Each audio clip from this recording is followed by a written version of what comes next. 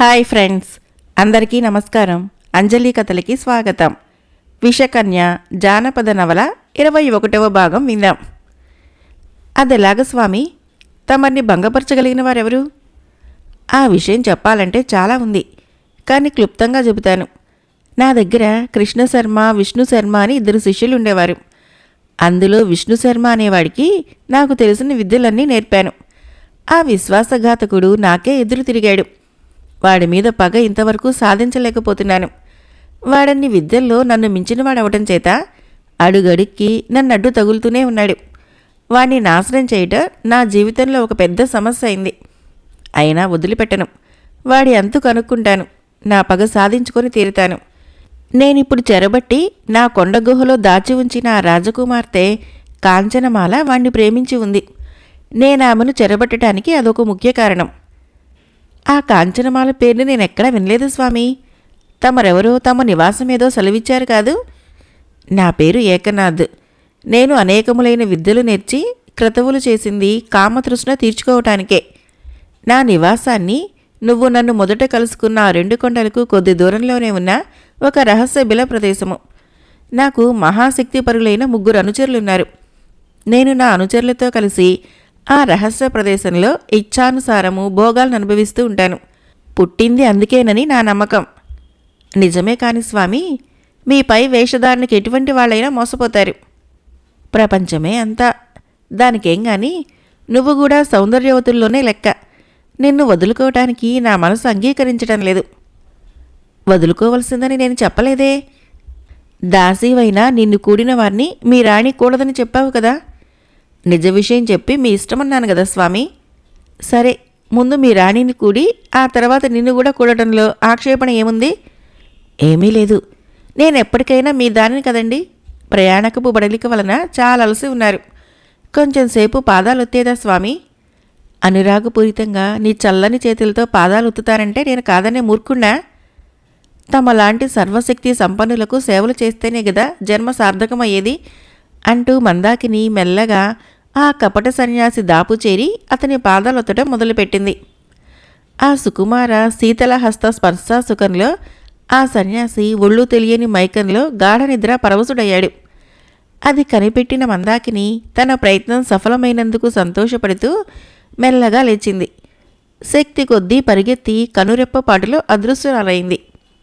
మరికొంతసేపటికి ఏకనాథ్ నిద్ర మేలుకొని దాపులో మందాకిని లేకపోవటాన్ని గమనించి విభ్రాంతుడయ్యాడు.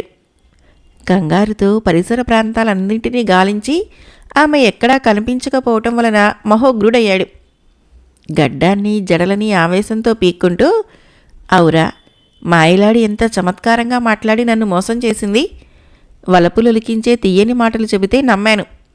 నాపై ఎంతో అనురాగమున్నట్లు నటించి పాదాలొత్తుతుంటే భ్రమించాను. అదంతా నన్ను భంగపరచటానికి చేసిన ప్రయత్నం అన్నమాట. ఓసి నాగసుందరి, నా శక్తి ప్రభావాలు తెలియక ఇంత చేశావు. నిన్ను, నీ రాణిని పాదాక్రాంతాల్ని చేసుకుని మీ యవ్వన సౌందర్యాల్ని పీల్చి పిప్పి చేయకపోతే నా పేరు ఏకనాథ్ కానే కాదు. మీరు నాగలోకంలోనే కాదు, ఇంకెన్ని లోకాలు దాటి దాగినా ఏకనాథ్ మిమ్మల్ని పట్టి తీరగలడు. అప్పుడైనా నా ప్రతిజ్ఞ నీకు, నీ రాణికి అర్థమవుతుంది. నాతో నా చెలగాటము, నన్నా మోసం చేయటము, నన్ను మీ రాణికి చేరుస్తానని, అది జరిగించకపోగా నువ్వు కూడా నన్ను భంగపరిచిపోతావేం? సరే, చూస్తాను నీ తెలివి, నీ రాణి తెలివి ఎంతవరకో అని తనలో అనుకుని మహోగ్రుడైన ఏకనాథ్ ఇక అక్కడ నిలవక అవుపించిన మార్గాన్ని అనుసరించి కళ్ళంట అగ్నిజ్వాలలు ప్రజ్వరింపచేస్తూ బయలుదేరాడు. ఎక్కడికి పోవాలో, నాగలోకానికి మార్గమేమిటో అతనికి తెలియకపోయినా ఆవేశంతో అంగలు వేసుకుంటూ పోయి ఒక విశాలమైన బహిరంగ ప్రదేశాన్ని చేరి అక్కడ క్షణకాలం నిలిచి అన్ని వైపులా అవలోకనం చేస్తున్న సమయంలో ఒకవైపున కనుచూపు దూరాన ఒక నుయ్యి కనిపించింది. నాగలోకం చేరటానికి ఒక పాడు నూతిలో దిగి అందుండే సొరంగ మార్గం గుండా పోవాలని ఆ నాగలోక సుందరి చెప్పింది. ఆ నుయ్యి అదే అయి ఉండవచ్చు అని తనలో అనుకున్న వెంటనే ఏకనాథ్ వడివడిగా ఆ నూతి దగ్గరికి పోయి లోపలికి తొంగి చూశాడు. కాని అంధకార బంధురమై అగాధంగా ఉన్న ఆ నూతిలో చీకటి తప్ప అతనికి ఇంకేమీ కనిపించలేదు. అడుగున ఏముందో, ఎంత లోతున ఉందో తెలియటం లేదు. నాకేం భయం, ఎంత లోతైనా ఎన్ని నీళ్లున్నా కూడా నా విద్య వలన నేను నిరాఘాటంగా నాగలోకం చేరగలను. వంచకురాలైన ఆ నాగసుందరిని రాణి సైతంగా పట్టి అన్యులకు దుర్భేద్యమైన నా నివాసం చేర్చగలను. నన్నెంత చేసిందాన్ని వదులుతానా అని తనలో అనుకుంటూ ప్రజ్వరిల్లే కోపాగ్నితో ఏకనాథు అమాంతము ఆ అంధకార కూపంలోకి ఉరికాడు. అది ఎంత లోతు ఉందో తెలుసుకోలేకపోయాడు. కానీ ఒక్క చుక్కైనా నీరు లేక ఎండి ఉన్న ఆ నూతిలో అబ్బా అవేం తేళ్ళు, ఏ జాతి మండ్రగబ్బలు, అరచేతి కంటే పెద్దవిగా ఉండి వందలు వేలాది పుట్టలు పుట్టలుగా వచ్చి అతని అడుగుకు చేరిందే తడువుగా చేతులు కాళ్ళు ముఖమాదిగా సర్వావయాలు పట్టి పీకుతూ ఉంటే అతడు బ్రతికి ఉండిని నరలోక హింసను చవిచూస్తూ ఆ బాధలు భరించలేక అయ్యో నాకిదేమి శిక్ష, తెలియక మోసపోయాను.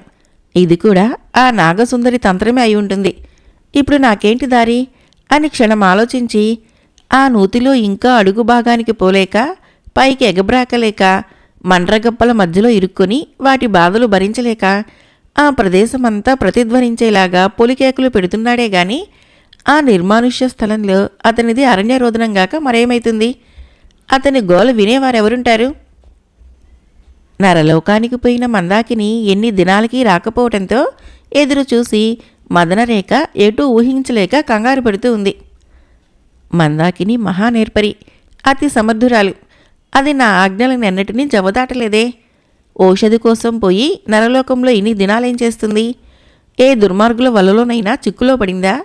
లేక ఆ ఔషధి లభ్యంగాక తికమకలు పడుతుందా? ఈ బ్రాహ్మణ కుమారుడు ఎన్ని విధాల ప్రయత్నించినా లొంగక, నా కోరిక తీర్చక, నా హృదయంలో తీరని ఆవేదన ఆవేశం కల్పించడం వలన ఆఖరు ప్రయత్నంగా వశీకరణి కోసం మందాకినిని పంపాను. అది తిరిగి రావటం జాగేను కొద్దీ నా ఆరాటం పెరుగుతూ ఉంది.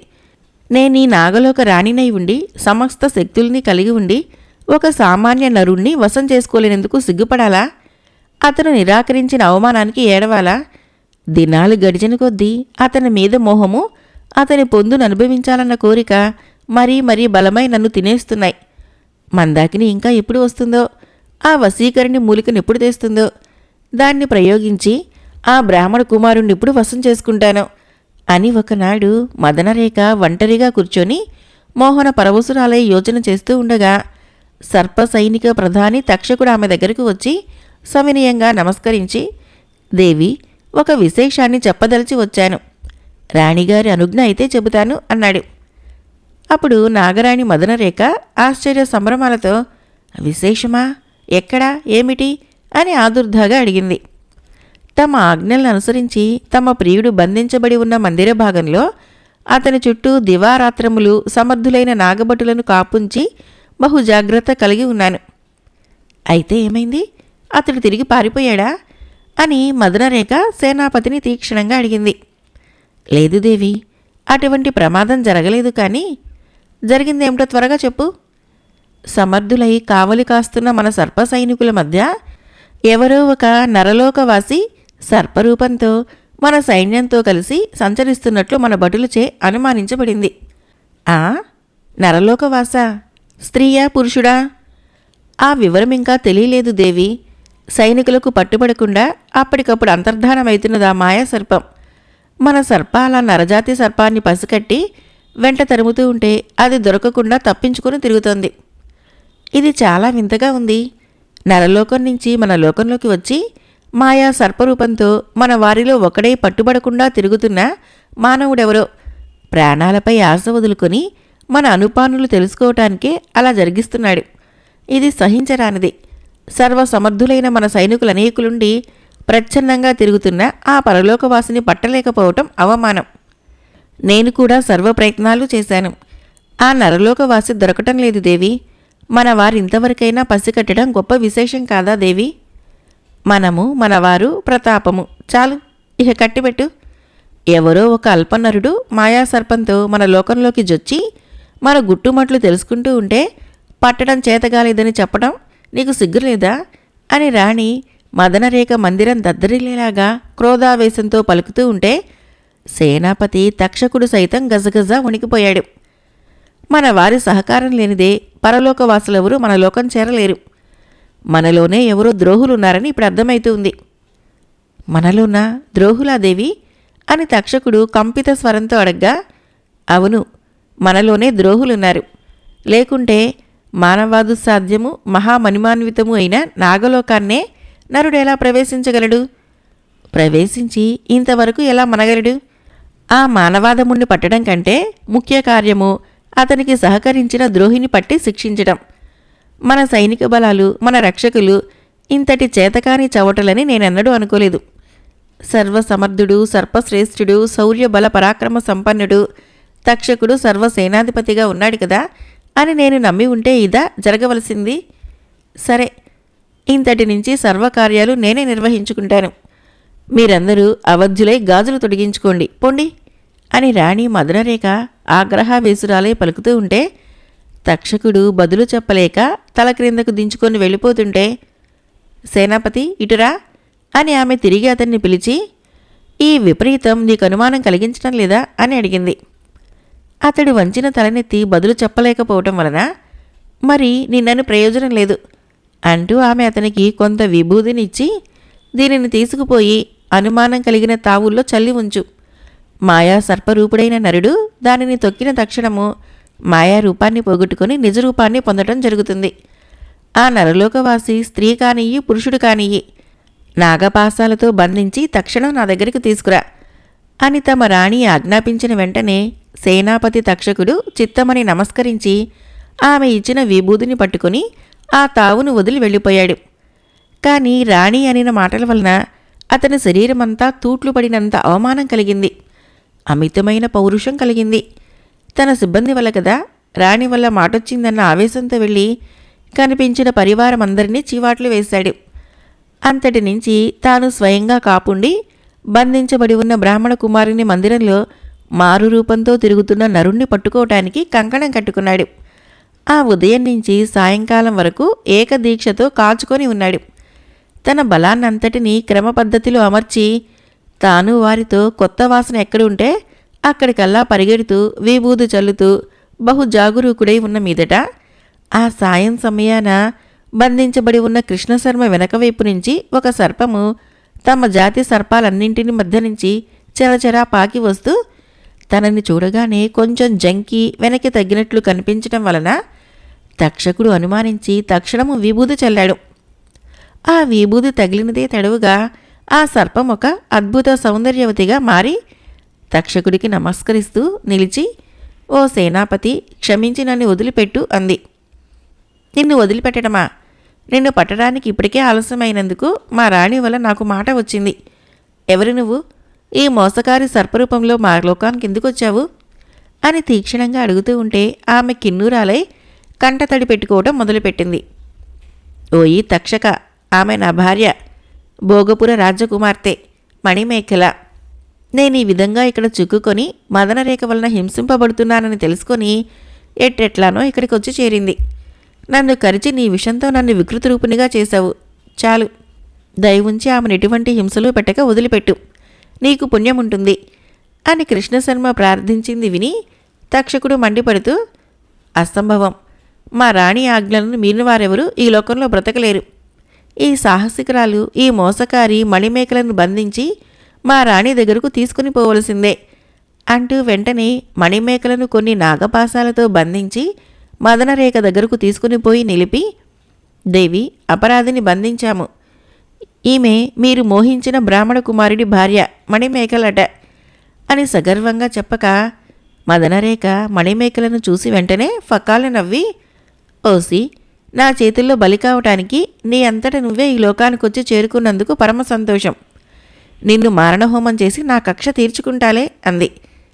నా చేత ఓడి దొంగలాగా పలాయనమై సిగ్గులేక తిరిగి మాట్లాడుతున్నావా? నీ లోకానికొచ్చానని నీ ఇష్టం వచ్చినట్లు మాట్లాడకు. నీకు ధైర్యం ఉంటే, ప్రతాపం ఉంటే నా కట్లు విప్పించి కత్తిపట్టు, నా ఎదురుగా నిలిచి యుద్ధం చెయ్యి. నీ ఆటలు ఇక్కడ సాగవు. నాకు చేతనైన పద్ధతిలో నిన్ను హతమారుస్తా. నీ భర్త, నీ ప్రేమపాత్రుని ఎదుట నిలిపి నిన్ను చిత్రవధ చేస్తాను. మీరు నిర్మించుకున్న ప్రేమ సామ్రాజ్యాన్ని తుత్తునియలు చేస్తాను.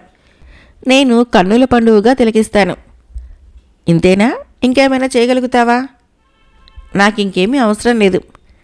నీ అధర్మాలకి, నీ అక్రమాలకి నువ్వు జవాబు చెప్పవలసిన సమయం ఒకటి వస్తుంది. అన్నిటికీ ఒకేసారి తగిన ఫలితం పొందే రోజొస్తుంది. నన్నెవరే అడుగుతారు? నా నిరంకుశ పాలన ఎవరే ఎదిరించగలరు? నేను ఈ లోకానికే రాణిని. నీలాంటి రాణులకు రాణులైన వారు, నీకంటే అధిక బల పరాక్రమ సంపన్నులు, నీకంటే ప్రతాపశాలురు, నిన్ను మించిన మేధావులెందరో అహంభావంతో మదోన్మత్తులు కావటం వలన అధఃపాతాళానికి కృంగి కృశించారు. నామరూపాలు లేకుండా అంతరించారు. నువ్వనగా ఎంత? నీ పదవి ఏపాటిది? ఏమంటున్నావు? నోటుకొచ్చినట్లా పేలకు. నీకంతేకాలం సమీపించింది. ఏడు. ఎవరి తనువైనా ఎప్పుడో ఒకప్పుడు అంతం కావలసిందే. అందుకు నేను విచారించను. పోనీ నీ వలపుల రేడు, నీ మోహనమూర్తి అవతారం చూసుకున్నావు గదా? ఎంత అసహ్యంగా, ఎంత కురూపిగా ఉన్నాడు. వాడి కోసమైనా ఏడుస్తావా? నువ్వెంత ఏడుస్తే నాకంత సంతోషం. రూపం పోయినందుకు నేను విచారించను. వారి హృదయము ప్రేమపూరితమైంది, పవిత్రమైంది. నేను కోరేది వారి ప్రేమ హృదయం కానీ బాహ్య రూపం కాదు. కామంతో కళ్ళు మూసుకుపోయి ధర్మాధర్మాలు, నీతి అవినీతులు మరిచి చరించే నీలాంటి మదవతులకు పై మెరుగులు, అందచందాలు కావాలి. నీ కామం తీర్చుకోవటానికి అన్యపురుషుల్ని హింసలు పెట్టే నువ్వు ఫలితాన్ని అనుభవించి తీరుతావు. ఓసి సాహసి, నా లోకానికొచ్చి నా చేతుల్లో చిక్కి నన్ను అధిక్షేపిస్తున్నావటే? నీ చావు బతుకుల సంగతి, నీ మొగుడి దుర్గతి ముందు ఆలోచించు. ఆలోచించాను. కానీ నీపై మనసు లేని పురుషుణ్ణి అపహరించి తెచ్చి ఇన్ని హింసలు పెడుతున్న స్త్రీరూప రాక్షసివి నువ్వు. నువ్వు తప్ప ఏ ప్రపంచంలోనూ మరొకరు లేరు.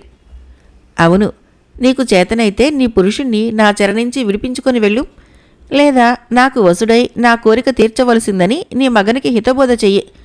అప్పుడు నేను కనికరించి నిన్ను నా సవతిగా అంగీకరిస్తాను అని మదనరేఖ చెబుతున్న మాటలు వినలేక చెవులు మూసుకుని, ఛీ నీచురాల, నన్ను బంధించి నేను నిస్సహాయ స్థితిలో ఉండగా నీ ఇష్టం వచ్చినట్లు పేలుతున్నావు.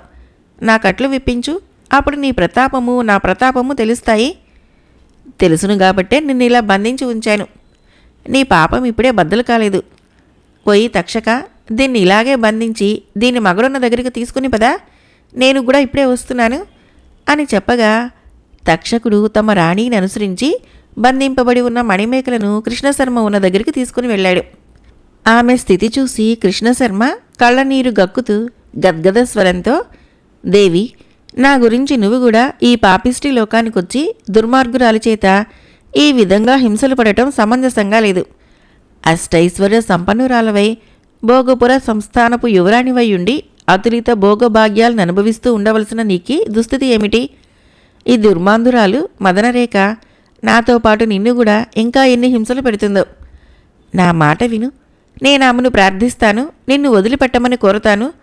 సురక్షితంగా వెళ్ళి రాజధాని చేరుకో. ఆ తర్వాత నాకై నేను విచారించను అన్నాడు. ఆ నీచురాల్ని ప్రార్థించటమా? అది కలకరించి వదిలిపెడితే నేను నా రాజధాని చేరుకోవటమా? సుక్షత్రియ పడుచునైన నాకు సద్బ్రాహ్మణ వంశజులైన మీరు చెప్పవలసిన మాటలు ఇవేనా? ఇదం క్షాత్రం ఇదం బ్రహ్మం అన్న విషయం మరిచి మాట్లాడుతున్నారా? బ్రాహ్మణ కుమారులు సైతము రాజపౌరుష ప్రతాపాలకెన్నడూ తీసిపోరు. అందులోనూ ఒక స్త్రీకి, కామాంధురాలికి, నా చేత ఒకసారి ఓడించబడిన దానికి తుచ్చములు అశాశ్వతములైన ప్రాణాలు రక్షించుకోవడానికి లొంగుతామా అని మణిమేకల ఉద్రేకంతో చెబుతూ ఉంటే మదనరేఖ నిశ్చిత కరవాలమున చేతిలో ధరించి ప్రవేశించి, అవునే, తుచ్చములైన నీ ప్రాణాలని నా కరవాలానికి బలి ఇచ్చి ధన్యురాలవుగా అందుకే తెగించి నా లోకాన ప్రవేశించావు. నువ్విక్కడికి రావటానికి నీకు సాయం చేసిన వారెవరే అని తీక్షణంగా అడిగింది. మణిమేకల బదులు చెప్పలేదు. ఓసి పలకవేమే, నిజం చెప్పు. నీ అంతటా నువ్వు ఈ లోకానికి రాలేవు. నా లోకంలో ఉండే ద్రోహులెవరో నీ ప్రవేశానికి సహకరించి ఉంటారు. వారెవరో చెబుతావా, చెప్పవా? చెప్పను. చెప్పవా? సలసలా మరిగే నూనెలో నిన్ను పడేయిస్తాను. కాల్చిన ఉక్కు కడ్డీలతో వాతలు పెట్టిస్తాను. భయంకర విష సర్పాల చేత కరిపించి బ్రతికి ఉండగానే నీకు యమబాధలు రుచి చూపిస్తాను. నువ్వేం చేసినా సరే ఉపకారం చేసిన వారికి నేను అపకారం చేయను. ఓయి బ్రాహ్మణ కుమారా, ఈ మొండిదానికి నువ్వైనా చెప్పు. నా చేజిక్కి నాకెదురు చెబుతున్న దీని గతి ఏమైతుందో గ్రహించుకోమను. ఓ నాగకాంత, నీకిది తగిన పని కాదు. మణిమేకల నీకు చేసిన అపచారం ఘోరంతైనా లేదు. నీ కోరికను నిరాకరించిన వాణ్ణి నేను, నీ కలసట కలిగించిన వాణ్ణి నేను.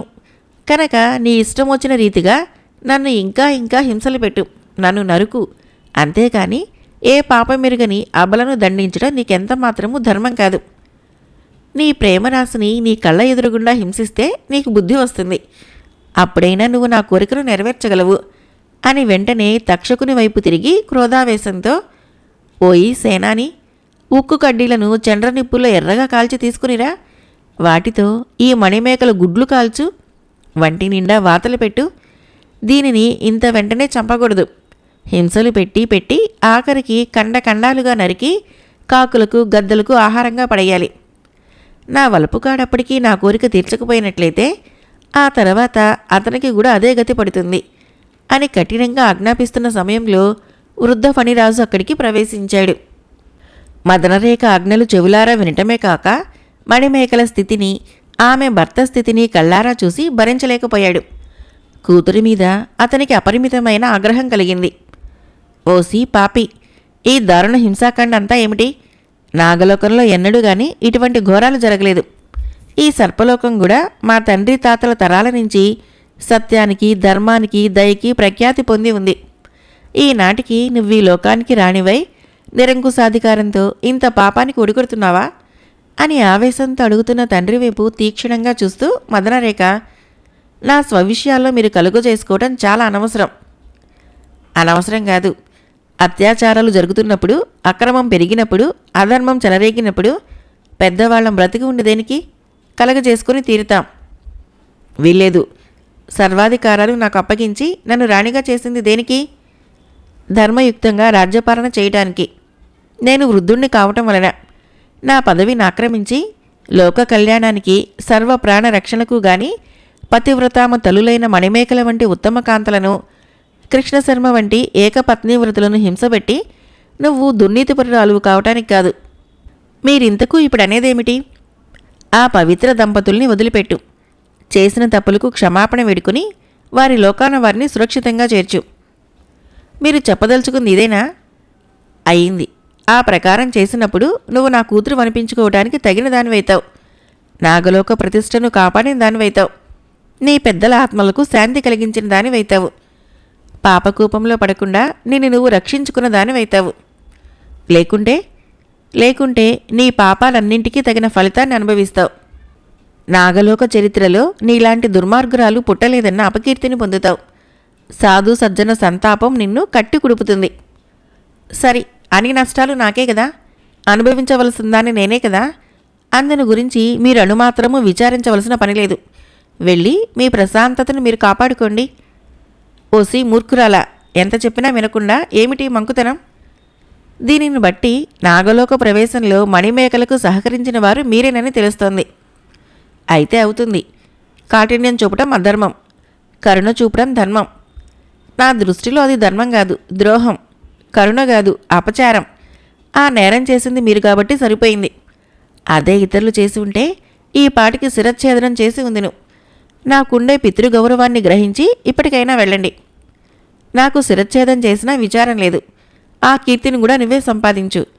కానీ ఆ దంపతుల్ని ఇంతటితోనైనా వదిలిపెట్టు. ఆ మాటలు నాకింక చెప్పకండి. దయచేసి ఇక్కడి నుంచి త్వరగా వెళ్ళిపోండి. లేకుంటే నాకు ఆవేశం కలిగి మిమ్మల్ని తోలనాడవలసి ఉంటుంది. పర్వాలేదు, నువ్వు చేస్తున్న ఈ ఘోరాపచారాల కంటే నన్ను అవమానం చేయడం ఏమంత గొప్ప అపరాధం కాదు. తండ్రిగారన్న గౌరవం వలన ఇంతవరకు సహనం వహించి మాట్లాడాను. మీరు గమనించకుండా అనధికార ప్రసంగం అధికంగా చేస్తున్నారు. ఓయి సేనాపతి అని మదనరేఖ సంజ్ఞ చేసింది. విషకన్య జానపద నవల 21వ భాగం సమాప్తం. ఫ్రెండ్స్, నా కథలు నచ్చినట్లయితే మన ఛానల్ని తప్పకుండా సబ్స్క్రైబ్ చేయండి, లైక్ చేయండి, షేర్ చేయండి, కామెంట్ చేయండి. Thank you.